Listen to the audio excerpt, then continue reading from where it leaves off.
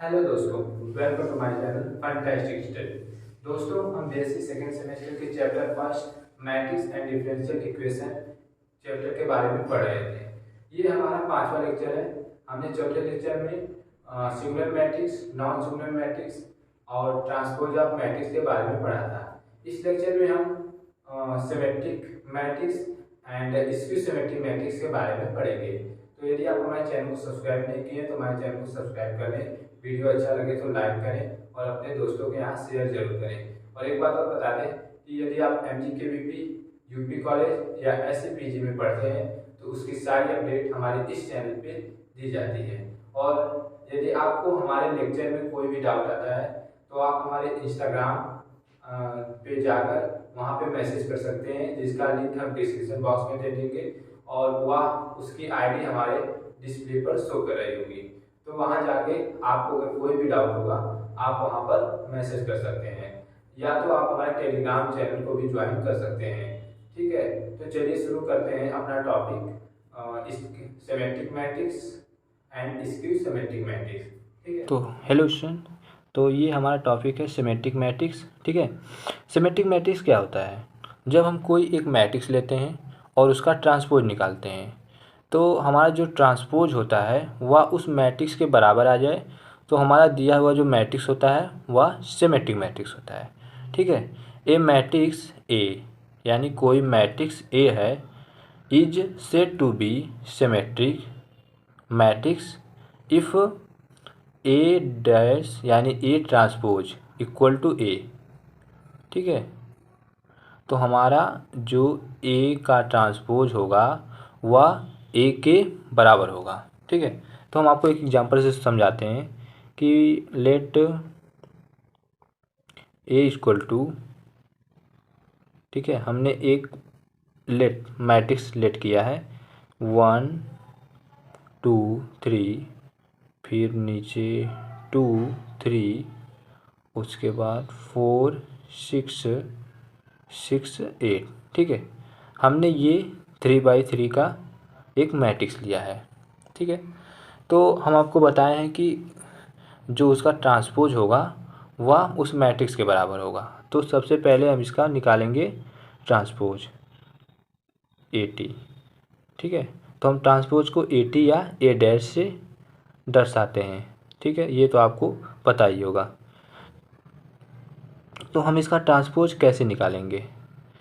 Transpose निकालने के लिए रो को कॉलम में या कॉलम को रो में परिवर्तित करते हैं। इतना तो आपको पिछले वीडियो में हमने बता ही दिया है।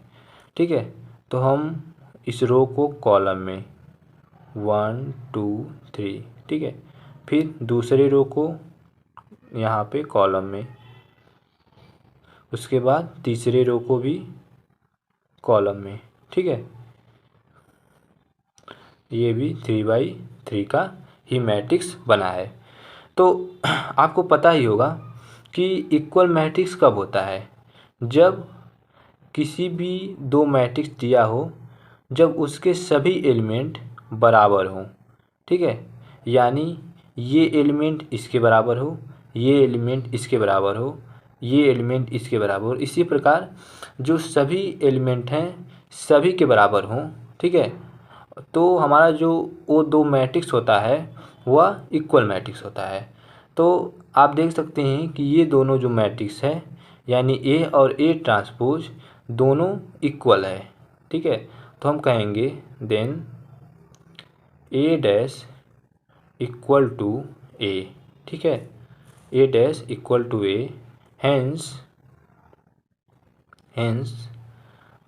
ए मैट्रिक्स ए नहीं, ए इज सिमेट्रिक मैट्रिक्स। ठीक है, तो ए इज सिमेट्रिक मैट्रिक्स। ठीक है, तो ये हमारा जो मैट्रिक्स हुआ ये सिमेट्रिक मैट्रिक्स हो गया। ठीक है, तो आपको एक चीज़ और हम बता दें कि सिमेट्रिक मैट्रिक्स जो होता है उसको होने के लिए आपका जो मैट्रिक्स है वह स्क्वायर होना आवश्यक है, क्योंकि आपका वही मैट्रिक्स सिमेट्रिक मैट्रिक्स होगा जो स्क्वायर मैट्रिक्स होगा। ठीक है, आपको हम बता देते कैसे। जैसे कि मान लीजिए हमने कोई एक कॉलम मैट्रिक्स ले लिया, ठीक है। जब हम उसका ट्रांसपोज निकालते हैं तो वह हमारा रो मैट्रिक्स आता है। आपको पिछले में बताया है कि transpose of row matrix is always column matrix, ठीक है। तो हम जब कोई भी रो मैट्रिक्स का जब हम ट्रांसपोज निकालते हैं तो हमारा कॉलम मैट्रिक्स आता है। और कभी भी कॉलम मैट्रिक्स और रो मैट्रिक्स इक्वल नहीं होते। तो इसलिए जब तक आपका मैट्रिक्स स्क्वायर नहीं होगा तब तक यह सिमेट्रिक मैट्रिक्स नहीं होगा, ठीक है। तो हम यह कह सकते हैं नोट में कि हम नोट में कहेंगे। और एक बात और बता दें कि मतलब जो एवरी स्क्वायर मैट्रिक्स सिमेट्रिक नहीं होता है, हो भी सकता है, सिमेट्रिक नहीं भी हो सकता है। लेकिन ये बात है कि यदि उसको सिमेट्रिक होना है तो वह स्क्वायर मैट्रिक्स होना आवश्यक है, ठीक है। तो हम लिखेंगे कि स्क्वायर मैट्रिक्स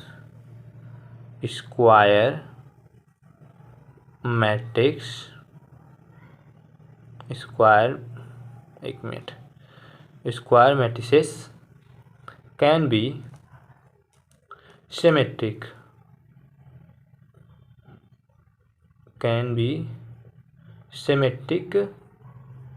मैट्रिक्स, ठीक है। तो हमारा जो स्क्वायर मैट्रिक्स होता है वह सिमेट्रिक मैट्रिक्स हो सकता है, ठीक है। यह हमारी नेसेसरी कंडीशन है, ठीक है, सफिशिएंट कंडीशन नहीं है,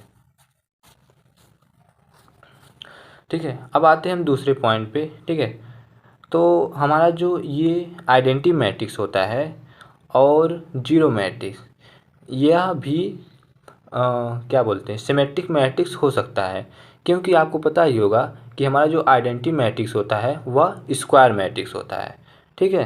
तो हम इसको लिख सकते हैं कि आइडेंटिटी मैट्रिक्स एंड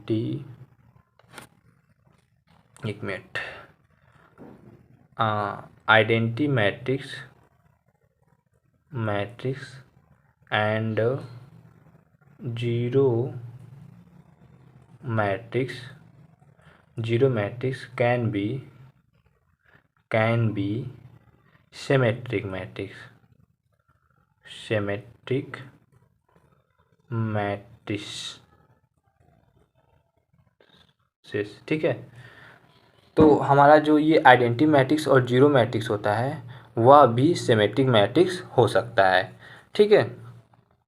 तो ये जो हमारा पॉइंट है ये उन बच्चों के लिए बहुत अच्छा है जिनका एग्ज़ाम एमसीक्यू होने वाला है, ठीक है। और जो आईआईटी जेईई की भी प्रिपरेशन कर रहे हैं उनके लिए भी ये चीज़ें इम्पॉर्टेंट है। तो चलिए हम चलते हैं अपने अगले टॉपिक पर। हमारा अगला टॉपिक है स्क्यू सिमेट्रिक मैट्रिक्स। तो सॉरी स्टूडेंट, थोड़ा फ़ोन आ गया था इसलिए वीडियो कट गई, ठीक है। तो हम आ जाते हैं अपने टॉपिक स्क्यू सिमेट्रिक मैट्रिक्स, ठीक है।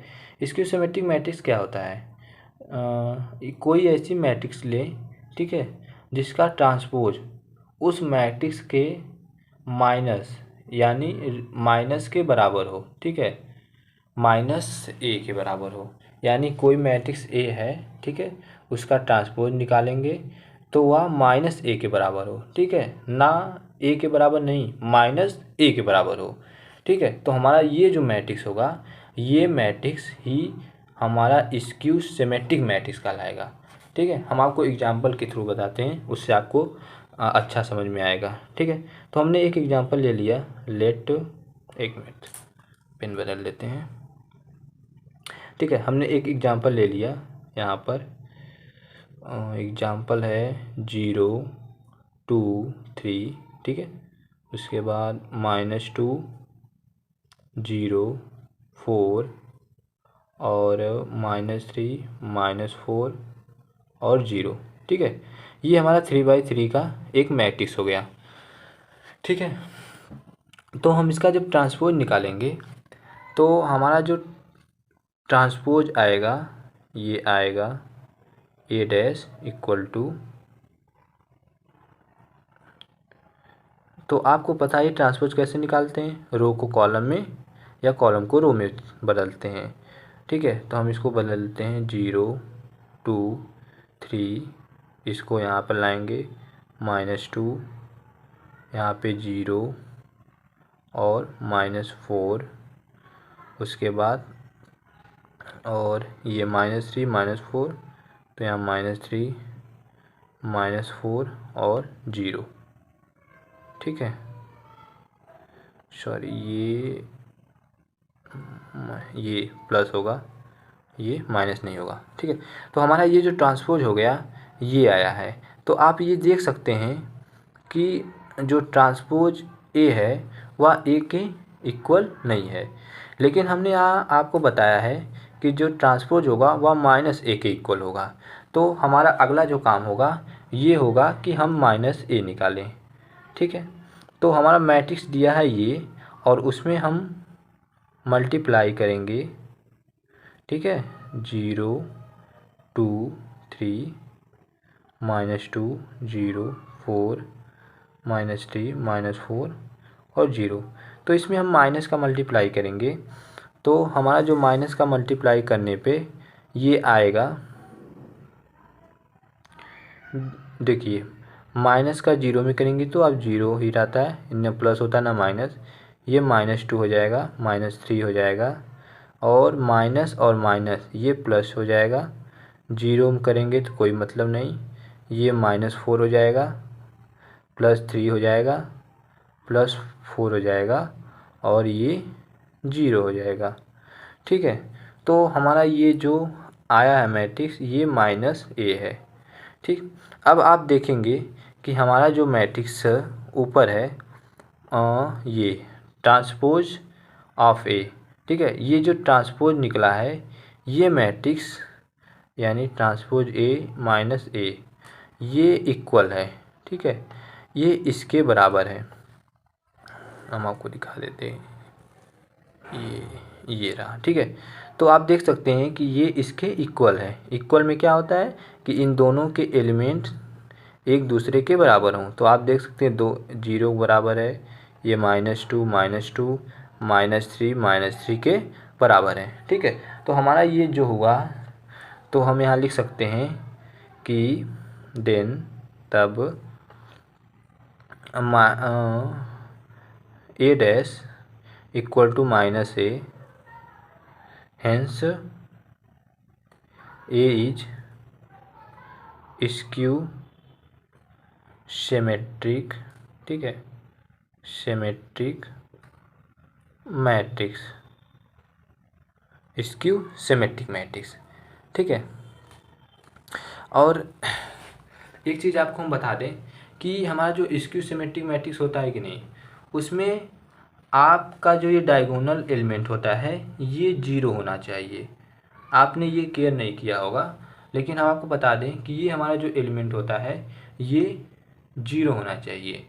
ठीक है, क्योंकि यदि आप कोई भी प्लस या माइनस वैल्यू लेंगे तो हम जब इसको माइनस से गुणा करेंगे तो यदि प्लस रहेगा तो माइनस हो जाएगा, और माइनस रहेगा तो वह प्लस हो जाएगा।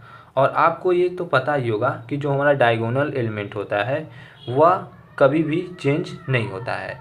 तो ये जो हमारा, जब हम इसमें माइनस से मल्टीप्लाई करेंगे तो ये हमारा निगेटिव पॉजिटिव हो जाएगा, और पॉजिटिव निगेटिव हो जाएगा, तो हमारा ये जो -a ट्रांसपोज के इक्वल कभी नहीं आएगा। ठीक है, तो हम एक पॉइंट लिख सकते हैं यहाँ पर। तो हमारा ये जो पॉइंट एक लिख सकते हैं कि D diagonal element of skew symmetric matrix, skew symmetric